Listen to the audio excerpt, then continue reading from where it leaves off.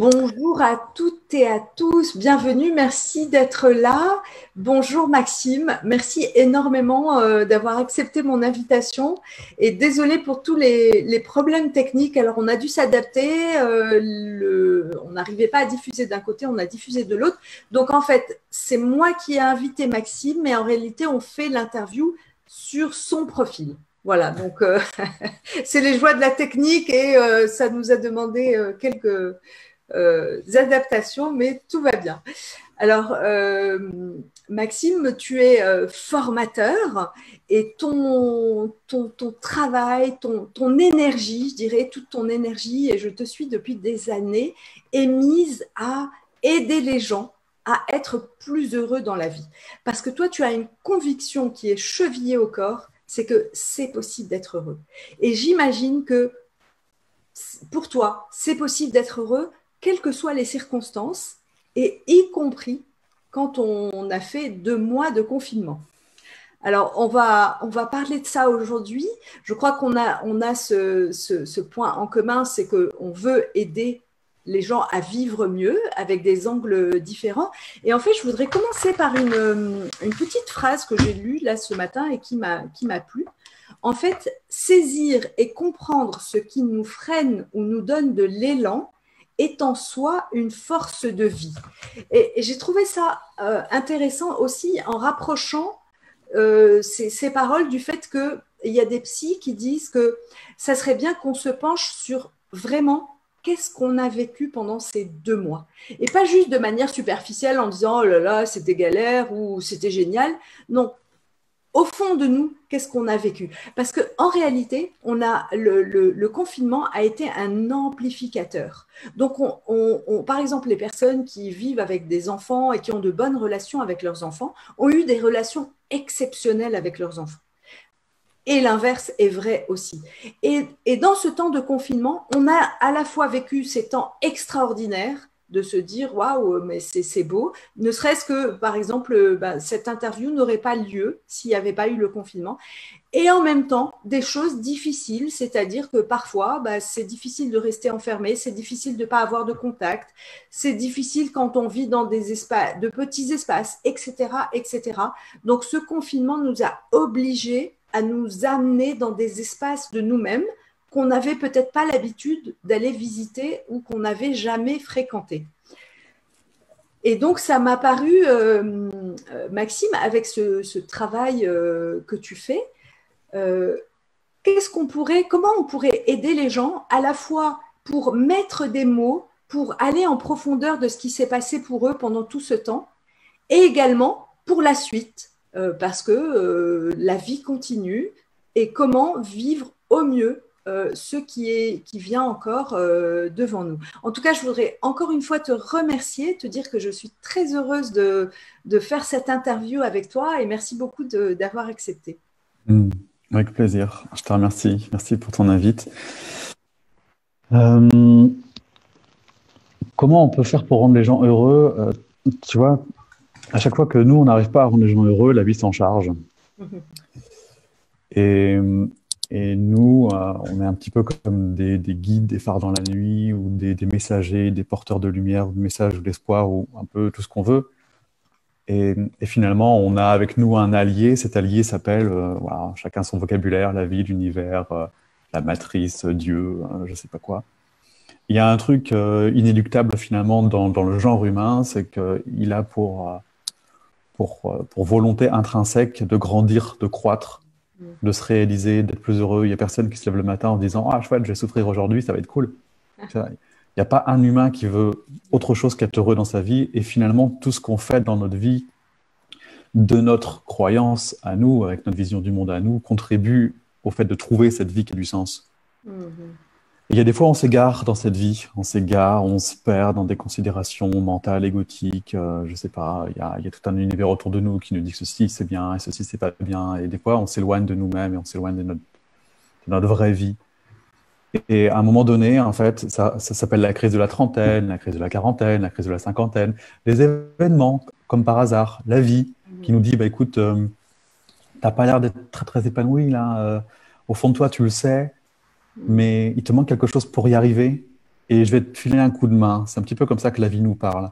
Et elle nous envoie des trucs qu'on considère comme des choses chiantes, graves, incompréhensibles, et ainsi de suite. Mais finalement, tous ces rattrapages-là, toutes ces épreuves, tous ces événements ne font que nous permettre de nous poser ces fameuses questions que tu soulèves et nous dire, bon, bah, ok, cette tuile qui vient de m'arriver, je la considère comment? Qu'est-ce que j'en fais? Comment je l'utilise, ce truc? Et ces événements, comme ce confinement qu'on vient de vivre, est clairement un moyen pour nous demander, bon, bah, ok, qu'est-ce que j'en fais de tout ça? Qu'est-ce qui va pas? Et qu'est-ce que je veux pour la suite et pour le reste?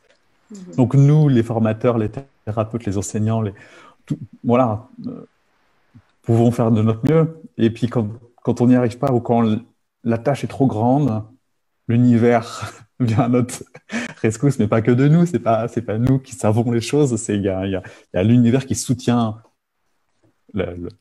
l'humanité et qui nous donne les pistes pour être plus heureux. On peut pas passer à côté, en fin de compte, on n'est pas venu pour autre chose que de s'épanouir. Donc, et c'est cool, hein, c'est une vraie bonne nouvelle. Hein.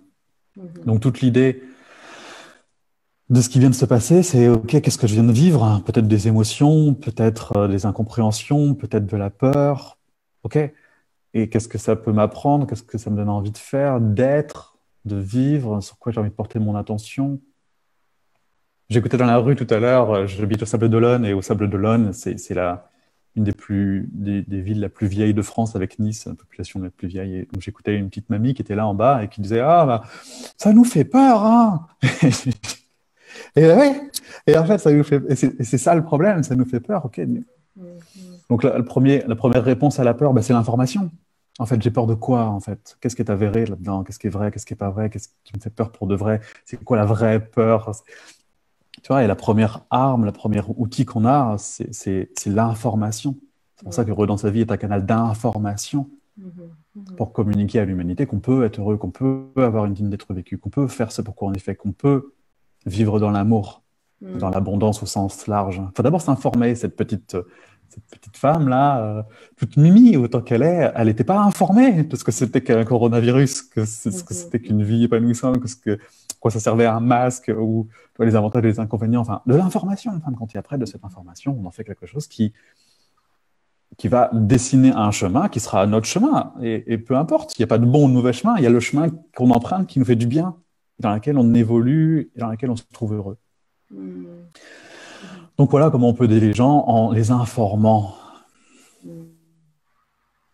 Je crois qu'on partage ça, parce que justement, moi, mon domaine, c'est plus le domaine des femmes, d'aider les femmes, et je le fais aussi en donnant beaucoup d'informations sur concrètement des statistiques, etc. etc. Et je crois que pour le coronavirus, on peut aussi revenir aux statistiques. Parce que quand on s'informe, quand on regarde le nombre de gens guéris, par exemple, en France, on ne donne pas cette statistique. Combien il y a de gens qui ont guéri? Et en fait, il y en a énormément. Quand on regarde les statistiques dans d'autres pays, etc., ça nous pousse à être beaucoup plus zen par rapport à cette information qui nous est donnée et qui peut être biaisée, orientée. Donc, en effet, je crois que pour grandir en amour, en conscience, en bonheur, il y a un impératif de connaissance, d'information, comme tu dis. Sinon, on se contente de répéter ce que les gens disent. Par exemple, moi, je suis frappée par un point, c'est la deuxième vague. Donc, tout le monde n'a que ce mot à la bouche, deuxième vague.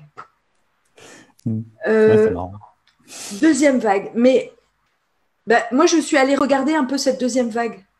Qu'est-ce que ça voulait dire, etc., etc. Et en fait, quand on commence à rentrer dans le détail de la deuxième vague, soudain, ça n'a plus du tout ce côté effrayant, en fait, que ça peut avoir. Donc, bon, c'est un sujet assez polémique. On va pas aller sur ce terrain, voilà, très glissant. Mais quelque part, en développement personnel, en quête du bonheur, il y a un peu cette deuxième vague. C'est-à-dire qu'on a cette peur de dire, ok, je vais faire des choses, je vais me développer, mais là, il y a la deuxième vague qui va venir me frapper parce que quelque part, on a tous en tête de ça va mal se finir, ou ça peut pas être, si c'était aussi facile, ça se saurait. Ou tu vois, quelque part, toutes ces croyances populaires que quand on vit des bons moments, il y a forcément des mauvais moments qui vont venir après. Donc, qu'est-ce que tu peux nous dire là-dessus et sur le fait que détendez-vous vis-à-vis de la deuxième vague en développement personnel? Ben, ce qui se passe, c'est ça, c'est qu'il y a de l'information. Après, l'idée, c'est de la structurer. Il y a des informations positives, des informations moins positives, il y a des informations constructives, il y en a qui nous élèvent, il y en a qui nous rabaissent. Et toute l'idée, c'est d'être lucide dans toute cette information pour pouvoir se faire son propre opinion et tant qu'à faire, choisir l'opinion qui nous fait du bien. Dans ce que tu dis, il y a effectivement cette notion de croyance qui est relayée par cet inconscient collectif, relayée par l'information qui dit qu'effectivement, le bonheur, ce serait bien, mais c'est un peu trop beau. C'est trop beau pour être vrai. Et c'est à la fois vrai et faux, c'est-à-dire que le bonheur, il y a vraiment une notion de décision dans le bonheur, il y a vraiment une notion de choix, il y a vraiment une notion de passer d'une vie à une autre. Puisqu'on a tous été programmés et formatés avec ce premier courant qui dit que la vie c'est dur, faut en chier pour y arriver, et puis bon, contente-toi de ce que tu as, c'est pas si mal. Tu vois, tout ça est limitant et ne porte pas. On sent bien que les gens qui pensent ça sont moins joyeux que les gens qui ne pensent pas ça. Bon, ok, c'est le constat. Donc il y a une première prise de conscience qui dit que non, mais cette vie-là, j'en veux pas. Qu'est-ce que je peux avoir comme autre vie? Et donc là, je m'oriente vers un autre champ des possibles. Donc c'est une vraie révolution déjà dans la vie des gens, ça. Une fois que cette prise de conscience est faite, qu'on peut faire autrement, il y a, ok, maintenant, je me positionne moi comment? Et je décide, et là, du coup, le bonheur devient décisionnaire, une décision d'aller, d'enclencher, de mettre en place, d'activer et de nourrir ça. Et au début, c'est pas forcément chose facile, parce qu'on est dans un environnement unanime sur le fait que c'est dangereux, ça va pas bien se passer, et puis n'a de valeur que le travail acharné, et bon, j'en sais rien, enfin, tous les courants qui existent depuis tout le temps, quoi.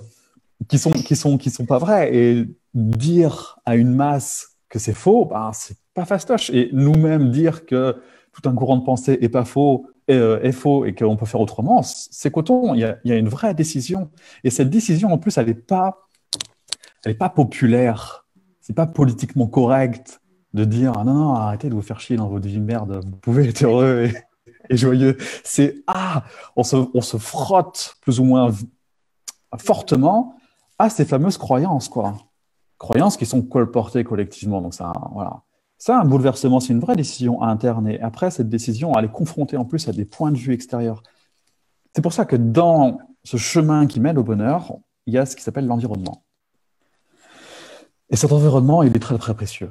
Quand on décide d'aller vers le bonheur, vers une forme de réussite, d'épanouissement, c'est fondamental de s'entourer de gens qui pensent comme ça. Des gens comme toi, des courants de pensée.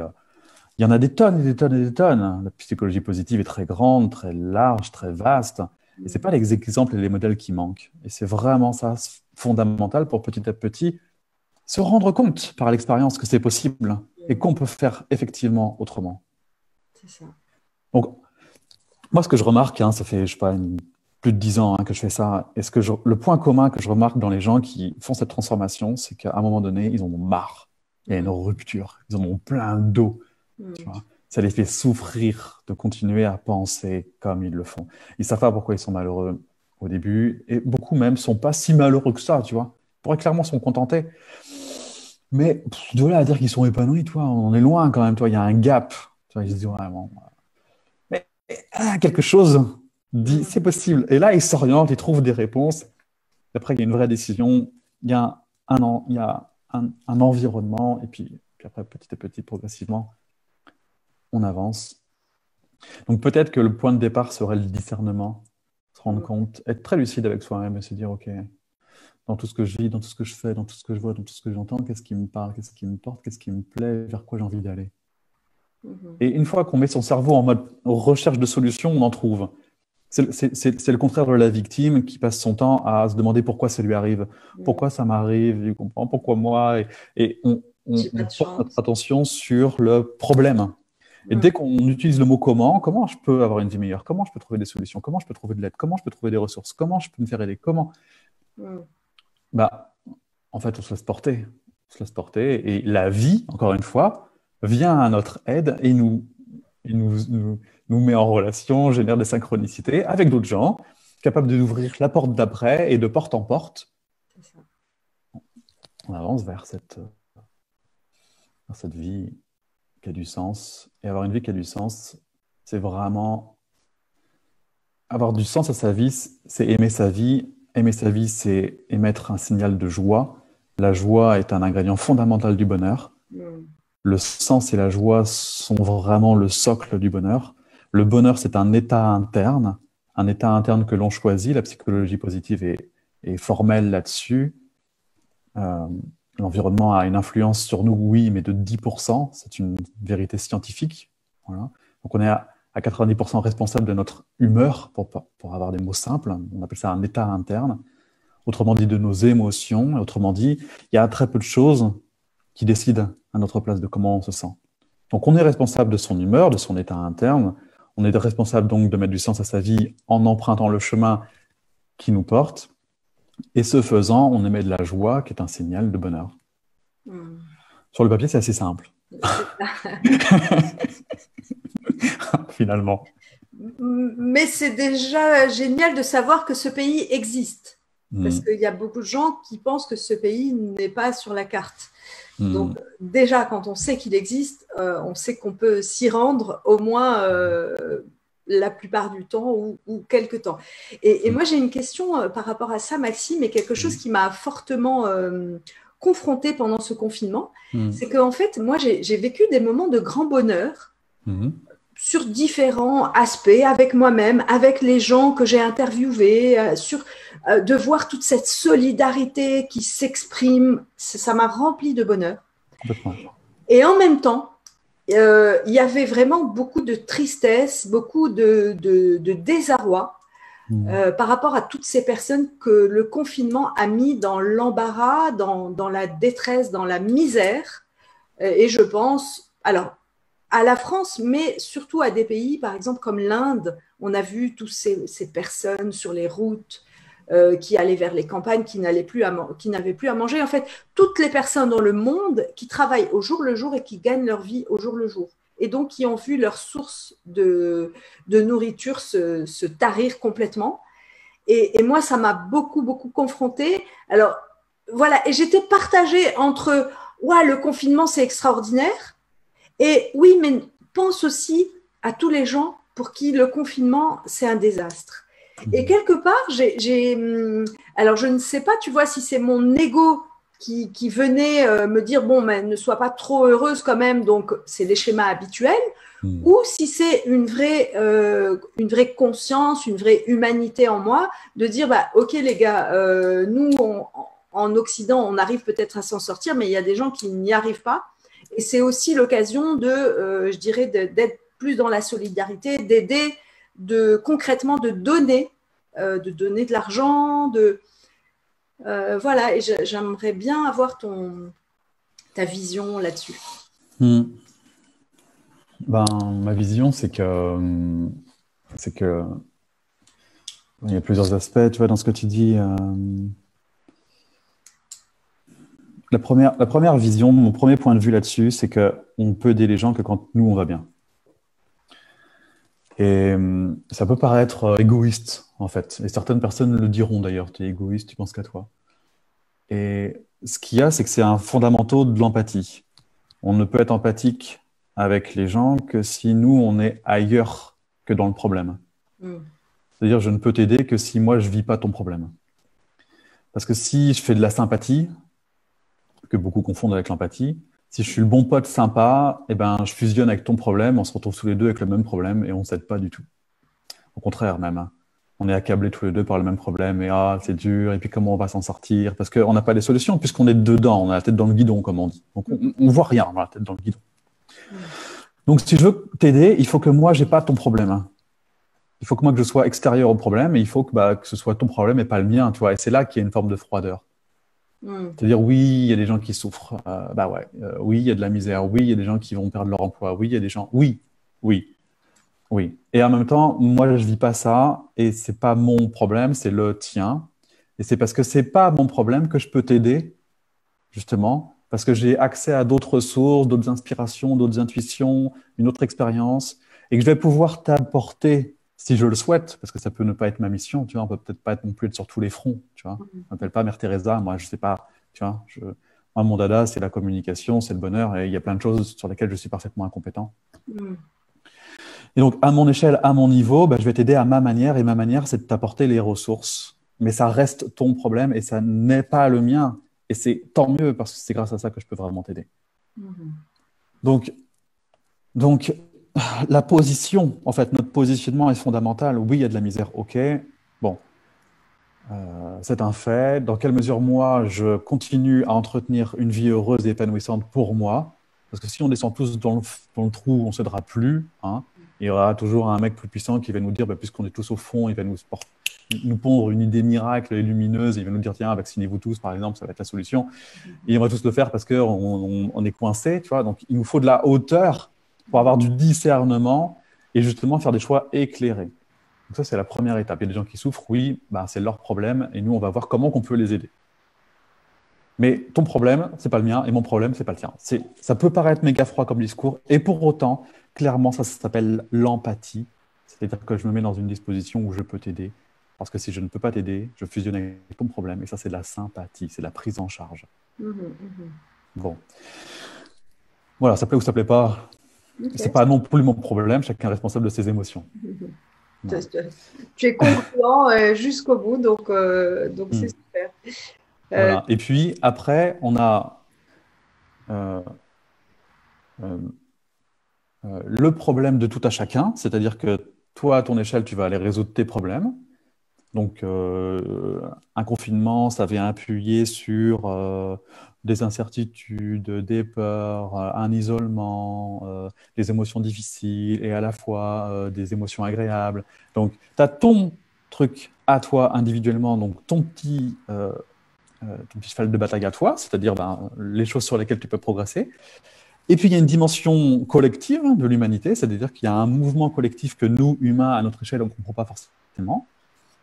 Et ça, c'est plutôt la vie qui s'en charge, tu vois, la vibration planétaire qui s'en charge, c'est-à-dire qu'on est arrivé à un endroit où les choses ne peuvent plus fonctionner. Et il y a une restructuration globale et générale, et donc ça pète un peu partout. Alors, bon, ça prend différentes formes, différents aspects, différentes raisons, différentes conséquences. Mais ce qu'on peut observer d'une manière générale, c'est qu'il y a un mouvement, et c'est ça qu'il faut retenir. C'est que ce mouvement crée peut-être des injustices par moment, crée des trucs qu'on ne comprend pas par moment. OK, n'empêche qu'il s'avère que c'est une reconsidération globale et générale d'un ensemble et que c'est très bien comme ça, certainement, puisque ça tend vers plus de conscience. Donc, ça ne peut pas être négatif puisque c'est mettre plus de conscience. De toute façon, ce monde fonctionnait tellement mal qu'il ne pouvait pas continuer comme ça. Donc, tu vois, donc, voilà, il y a vraiment cette philosophie de vie, ce principe thérapeutique qui vise à faire de l'empathie les uns envers les autres et arrêter de faire de la sympathie. Arrêter aussi de culpabiliser parce qu'on ne peut pas aider tout le monde et du coup on est mal de ne pas pouvoir aider tout le monde, mais on ne peut pas aider tout le monde et on n'est pas la bonne personne pour aider tout le monde. Voilà. Et puis après, il y a deux axes. Il y a l'axe personnel. Bon, qu'est-ce que j'ai vécu? Des émotions difficiles? Ok, alors comment je traite mes émotions difficiles? Comment je traite ma colère? Comment je traite l'injustice? Comment je traite la peur? Comment je traite... Et puis un autre mouvement qui est beaucoup plus planétaire et universel et cosmique, j'en sais foutrement rien, mais un truc de cet ordre-là qui nous dépasse en tout cas, qui vise à restructurer tout un monde qui fonctionne un peu à l'envers depuis des décennies. Super, merci Maxime. Et je reviens, je fais un lien avec ce que tu as dit au début, que la vie, Dieu, l'univers est un allié. Et en fait, c'est pour nous. Et moi, ça me ramène à la systémique. En fait, j'ai beaucoup étudié la systémique et j'adore ça et j'adore la vision systémique. Et nous, en Occident, c'est pas notre fort depuis toujours. Et là, avec cette crise, c'est en train de s'amplifier. C'est-à-dire qu'à un moment, on est en train vraiment de focaliser tout sur un virus. Mais moi, j'aimerais bien entendre des gens dire si on se penchait sur notre mode de vie, si on faisait attention à ce qu'on mange, si on faisait attention à l'air qu'on respire, si on faisait attention à l'éducation qu'on donne à nos enfants, est-ce que tout ça, ça pourrait, de près ou de loin, contribuer à la situation dans laquelle on est?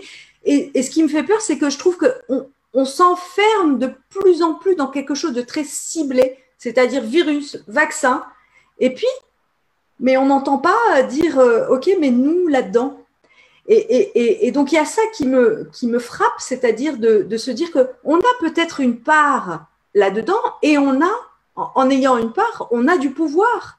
C'est-à-dire qu'on n'est pas point lié, ça ne nous tombe pas dessus comme ça.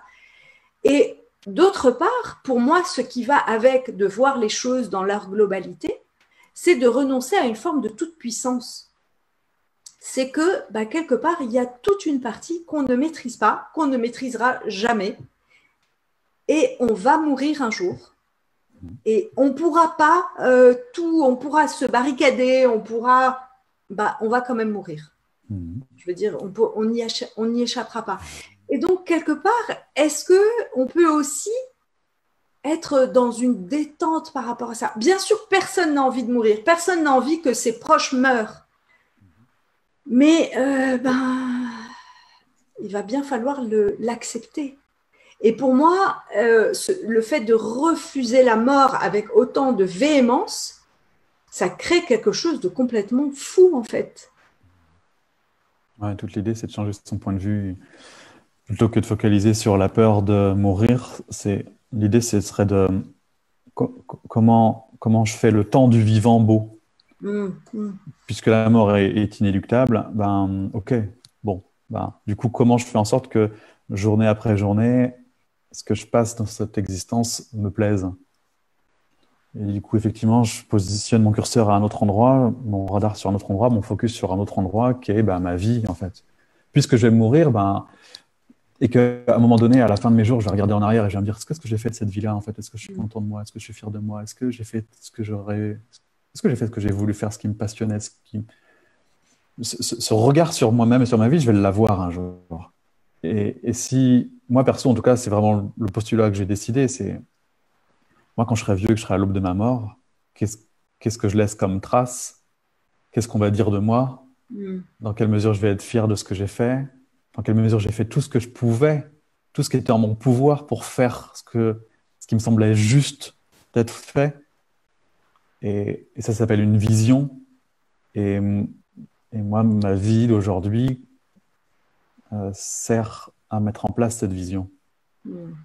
Et peut-être que je ne réussirai pas à faire tout ce que j'avais prévu, mais en tout cas, je serai serein quand je serai prêt à mourir. Je me dis, tu n'as peut-être pas tout fait, mais tu as fait tout ce qui était en ton pouvoir pour le faire. Et du coup, mon focus n'est pas du tout axé sur la mort. J'y vois même quelque chose d'un petit peu fun dans la mort, parce qu'il y a une espèce de poids, de lourdeur. Le corps, c'est gentil, mais c'est lourd. Enfin, il y a tout un poids. Et de mon point de vue, la dimension spirituelle est beaucoup plus légère, avec beaucoup plus d'amour et de vibration et de joie. Tu vois. Donc, ça ne m'inquiète pas trop, ça, tu vois. Ça peut me mettre libérateur. Mais puisque je suis là et puisque je l'ai choisi, puisqu'il y a des choses à faire belles, même si je ne le vois pas tout de suite, je fais quoi? Qu'est-ce qui m'anime? Qu'est-ce qui m'anime? Qu'est-ce qui me rend en joie? C'est de faire ça, justement. C'est de mettre du sens, c'est de me trouver, c'est de me réaliser, c'est de partager, c'est de communiquer, c'est d'influencer. C'est de générer des sourires. Voilà, quoi. Et du coup, mon focus est là-dessus, et c'est là-dessus que je bombarde l'information. Et mon objectif, c'est pas de limiter l'information fausse et lourde. Mon objectif, c'est d'augmenter la communication belle, porteuse et rayonnante. De manière à ce que je ne rentre pas en lutte contre ce qui ne m'arrange pas, mais de manière à ce que le reste soit tellement grand que le négatif devienne complètement insignifiant. Et voilà, c'est là-dessus. Et si tu vois, si à l'échelle de l'humanité, on sent bien quand je dis ça qu'il y a une vibration qui est d'une autre qualité que quand je parle sinistre rose, tu vois. Et si individuellement on fait tout ça, et on porte tous notre attention sur quelque chose qui nous nourrit, qui nous remplit, qui nous rend beau, je veux dire, le monde, il change, mais en quelques secondes. C'est un problème d'individu. Si chacun, on se met à se dire, putain, mais en fait, je peux être heureux et je veux quoi dans la vie? Qu'est-ce que je veux dans la vie? C'est une question complètement débile. Enfin, complètement débile dans le sens simple, c'est méga simple. Qu'est-ce que je veux dans la vie? Et si le jour, je me contente juste d'aller un peu plus vers ça, bah, c'est bon, on a changé le monde. Et le mal, Dark Vador et, et tout ça n'a plus d'emprise sur nous, tu vois. C'est une question finalement que les enfants se posent. Un enfant de 3-4 ans, toute sa journée, il se dit, tiens, qu'est-ce que je veux faire dans la vie? À quoi j'ai envie de jouer? Avec qui j'ai envie de m'amuser? Avec qui j'ai envie de faire un câlin? Et puis, il avance dans sa vie comme ça. Et c'est clair que les enfants sont heureux et nous montrent le chemin qu'on a parfois perdu en cours de route.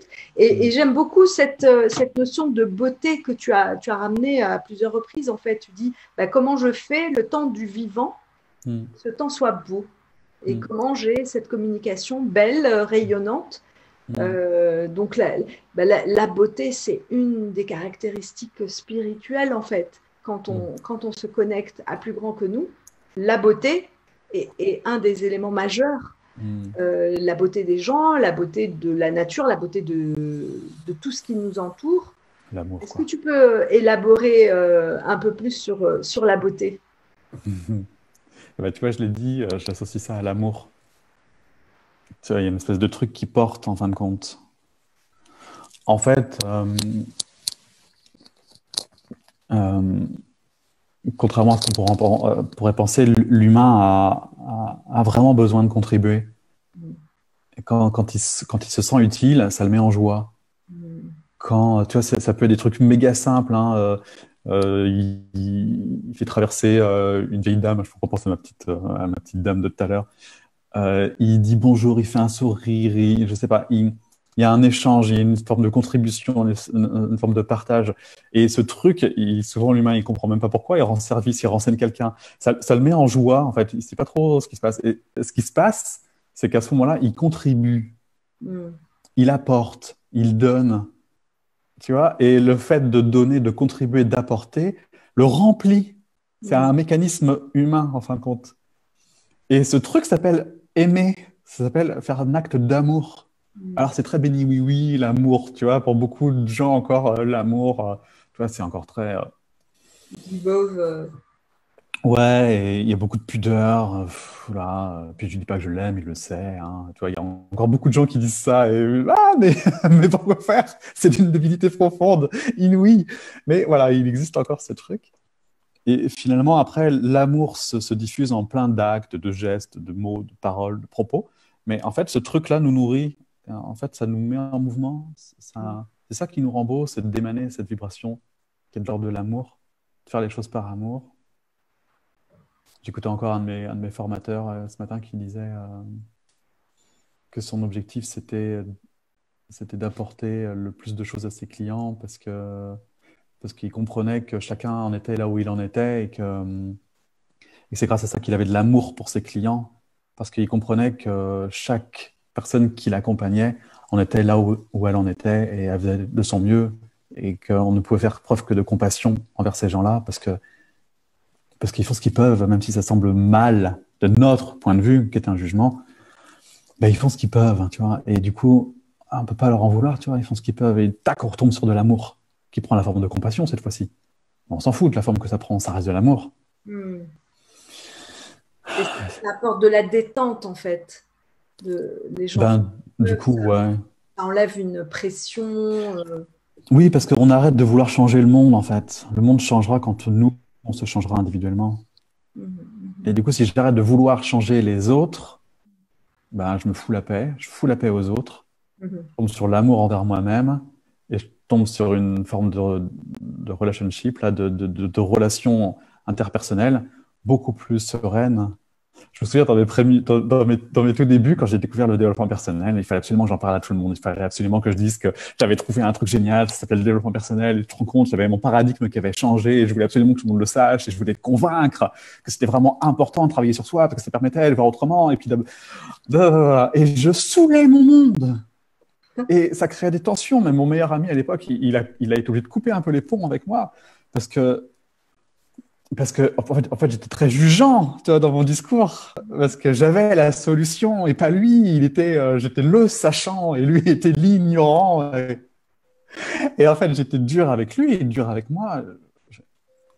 Tout ce que j'avais à faire, et c'est ce que je fais depuis, c'est de faire en sorte de moi, faire en sorte que ma vie est plus belle, de moi m'aimer de plus en plus, de moi mettre du sens à ma vie, d'aider les gens qui veulent bien que je les aide, parce que je ne peux pas aider les gens qui ne veulent pas que je les aide, et de les inviter à faire ce travail eux-mêmes. Je leur fous la paix, ils font ce qu'ils peuvent. Mm. Moi, je fais de mon mieux pour moi.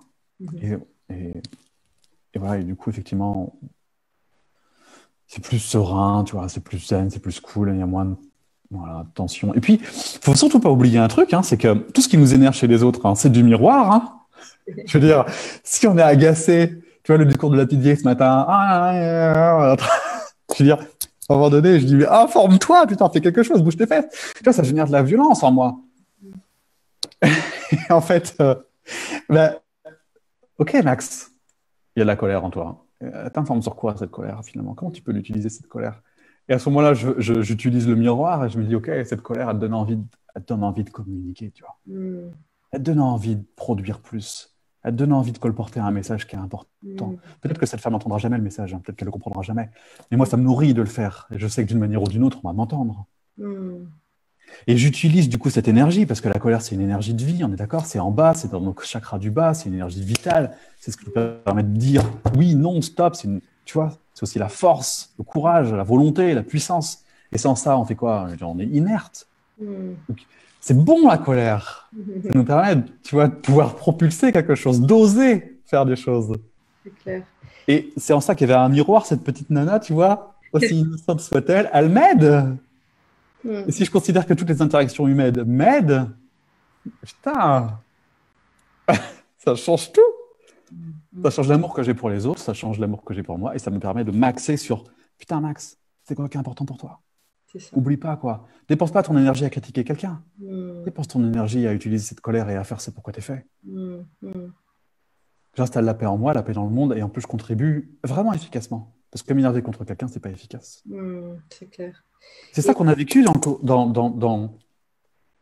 après j'arrête. Dans, dans l'isolement, dans le fait d'être enfermé, d'être coincé. Beaucoup ont vécu de la frustration. mm. Frustration, colère, tristesse, tout ça, c'est de l'énergie vraiment Mm. utile.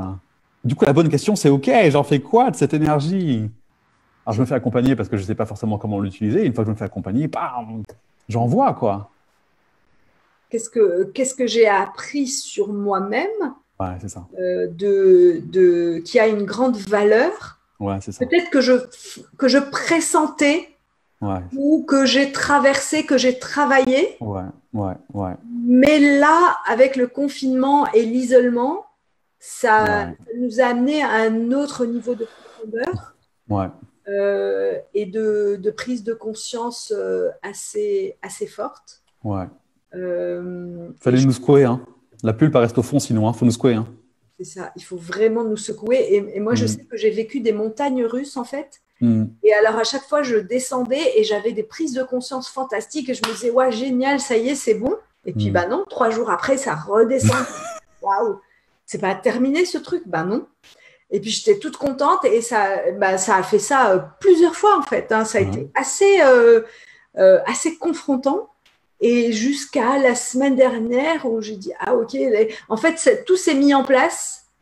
Et j'ai dit, ah bah ok, ok. Là, je suis vraiment allée au fond des choses et c'était réjouissant. Et c'est justement autour de ce que tu dis, de ce que tu as énoncé, c'est qu'est-ce que j'ai envie de faire, comment je le fais et surtout bah, comment je fais en sorte d'avoir un environnement qui me soutient mm, et de ne plus m'abîmer dans mm, des choses qui me prennent mon énergie. En fait, tu vois, mm. j'ai fait ce mouvement, c'est-à-dire qui me Clairement, ramène vers le sol. Parce que mm, quelque part, quand on a envie de changer le monde, il y a cette espèce d'élan. mm, Et dans cet élan, bah, il y a des élans contraires qui nous lestent, en fait.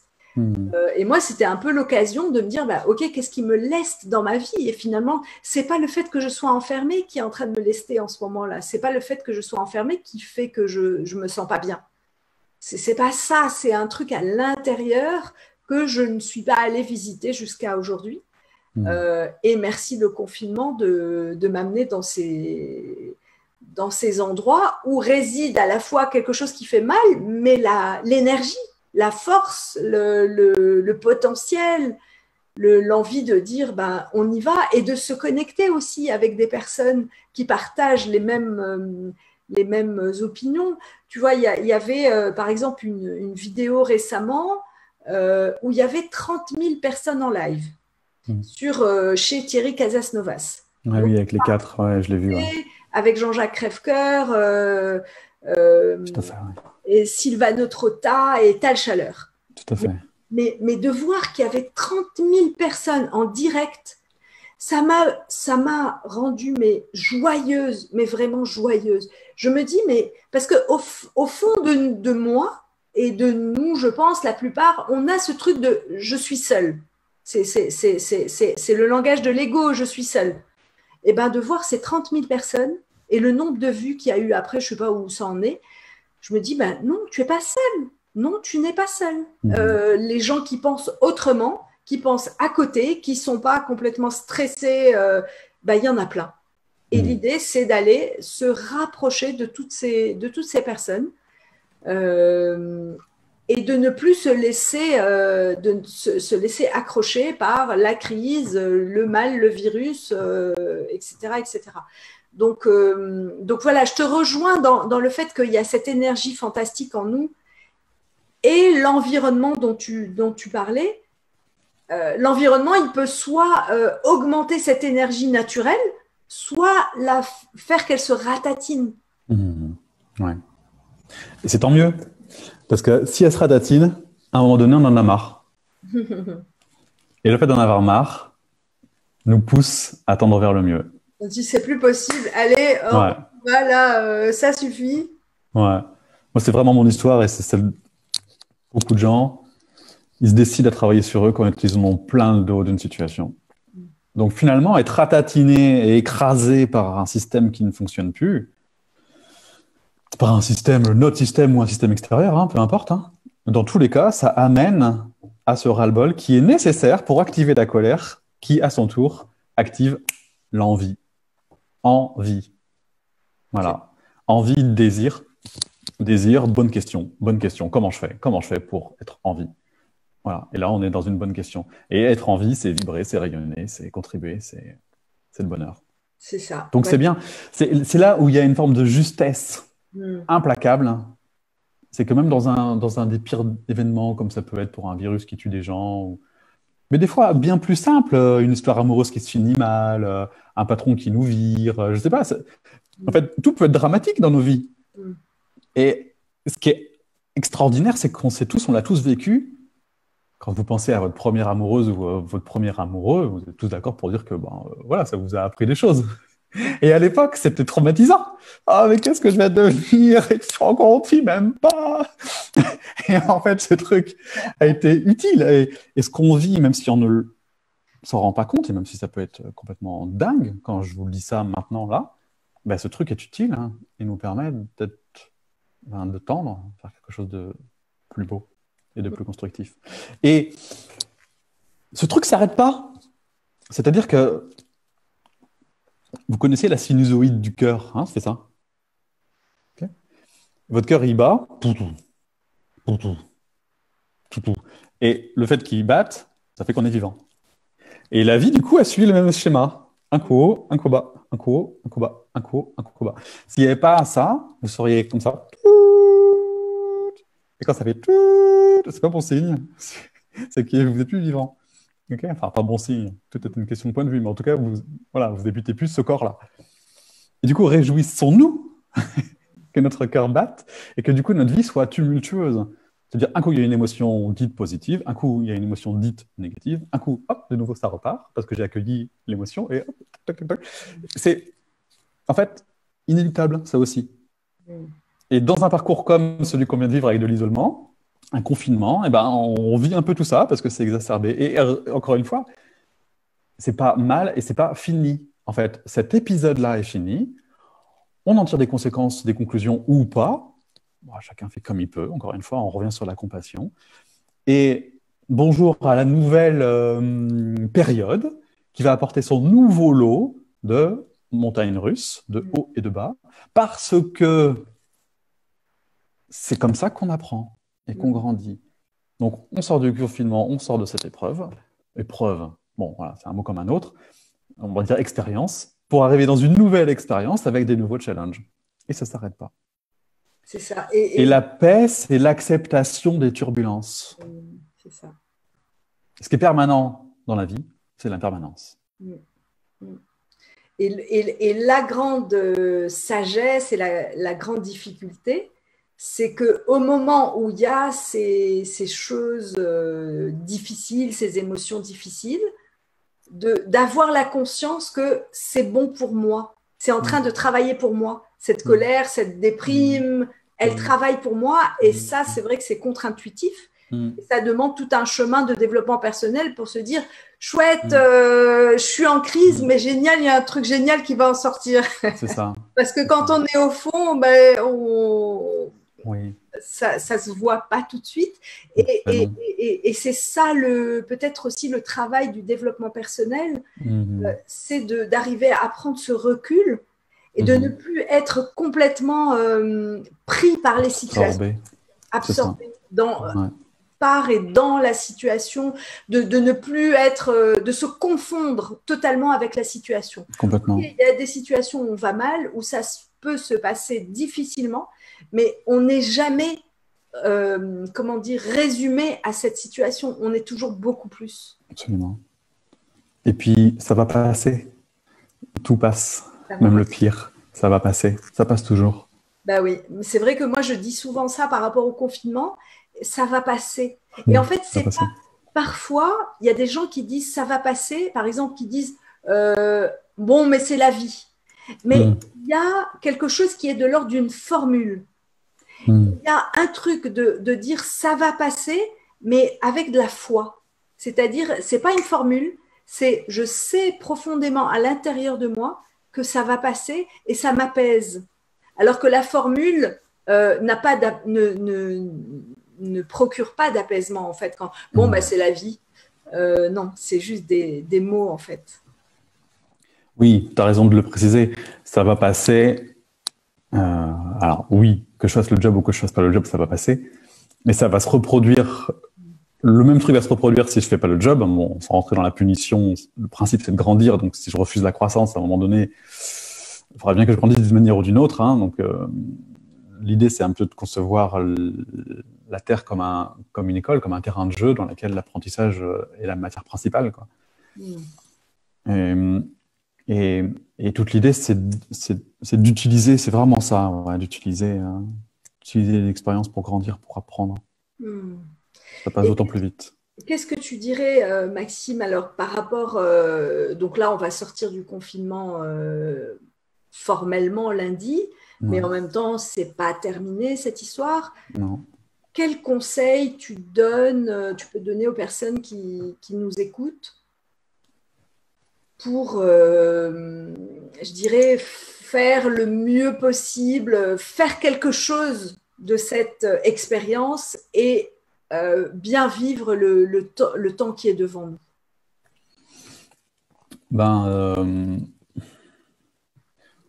Je pense que je reviendrai sur l'information d'abord. Je pense que je reviendrai sur... Je pense que c'est important ce qui se passe. Je trouve que c'est important parce que je trouve qu'il y a une vraie orientation là, il y a un vrai choix de faire autrement. Je dis pas qu'il y a des choses bien, pas bien, je dis juste que... Enfin si, je pourrais vraiment le dire d'ailleurs, mais en tout cas, individuellement, de se poser simplement la question Non, c'est pas se poser de questions, parce que ce serait la conséquence. De s'informer, vraiment. Je m'informe du monde dans lequel je vis. Voilà. Je m'informe pour être au courant, sans prétention de changer quoi que ce soit, mais juste pour savoir, pour être au courant. La deuxième étape, ce serait vraiment d'introspecter. C'est-à-dire que la croissance continue en confinement ou hors confinement et que tout ce qui a été vécu, là, toutes ces émotions soulevées, toutes ces croyances et conditionnements, ben, qu'est-ce que j'en fais finalement? Enfin, comment...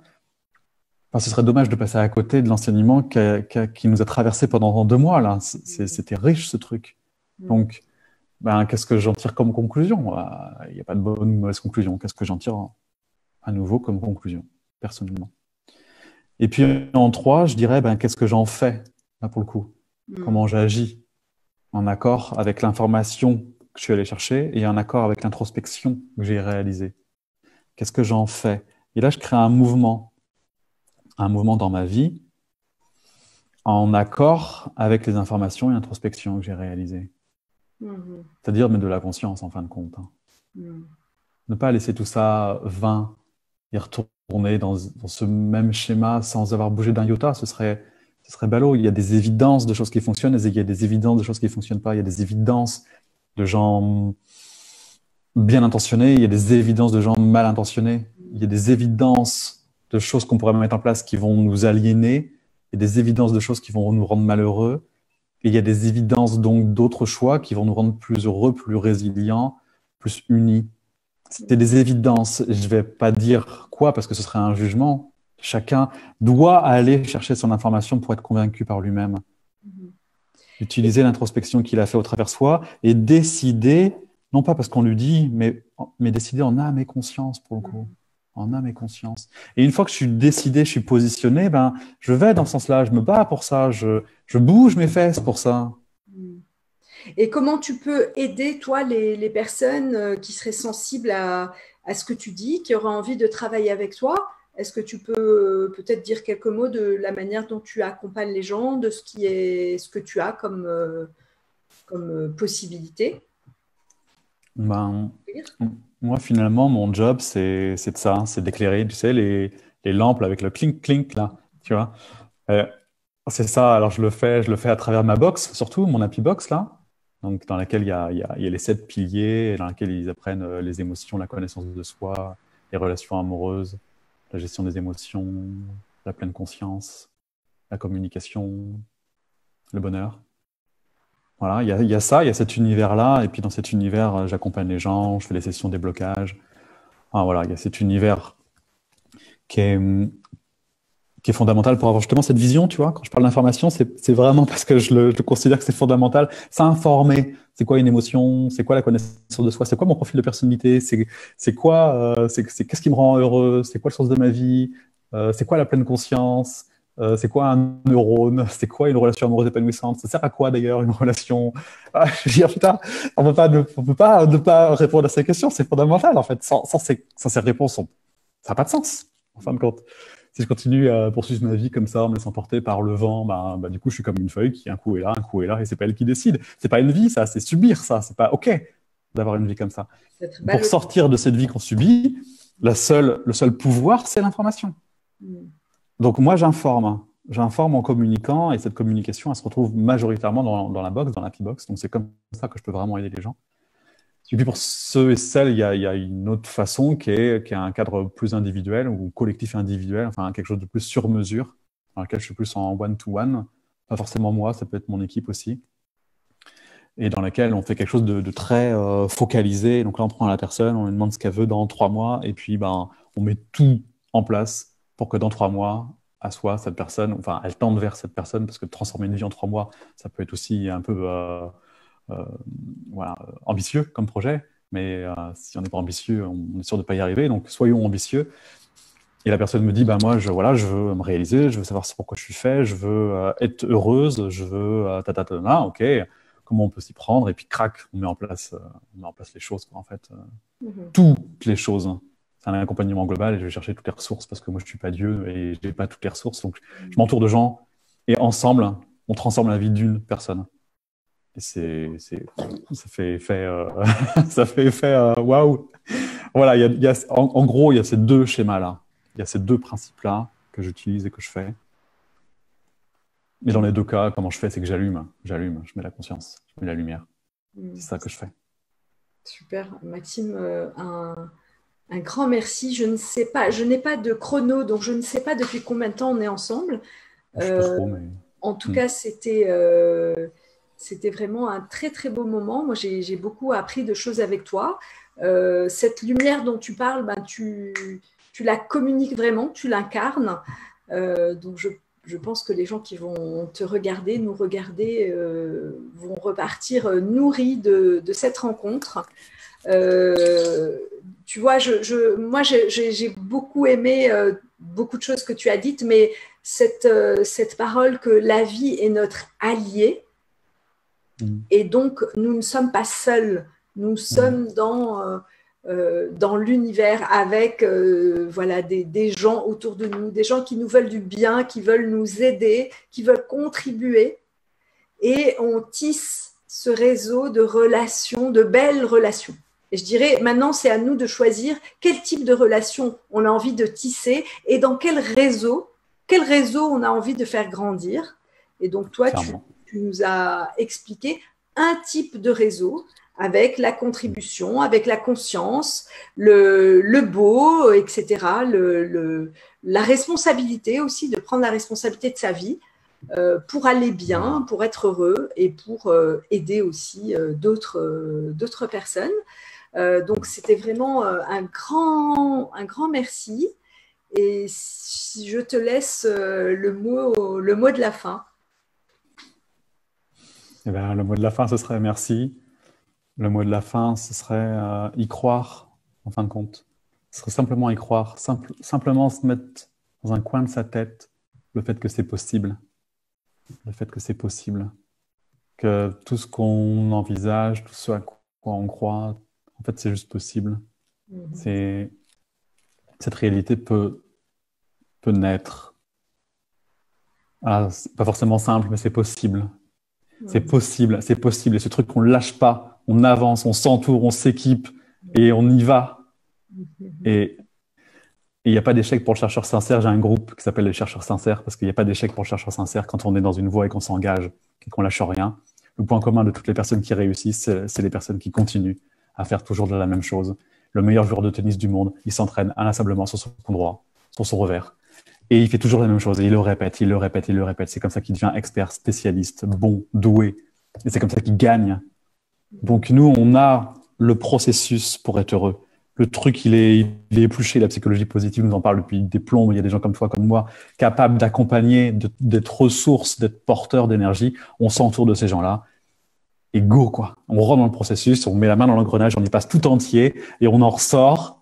Youhou! On en ressort heureux, putain, de bordel de merde, parce que c'est possible. Et c'est comme ça. Et le point de départ, c'est j'ai envie. J'ai envie, je le décide, j'y crois. C'est possible, j'ai envie, c'est possible, j'y crois. J'ai envie, c'est possible, j'y crois. Et on lâche pas ça. Un immense merci, Maxime, pour ton énergie, ta conviction, tout cet amour qui est en toi, que tu as envie de diffuser, de donner.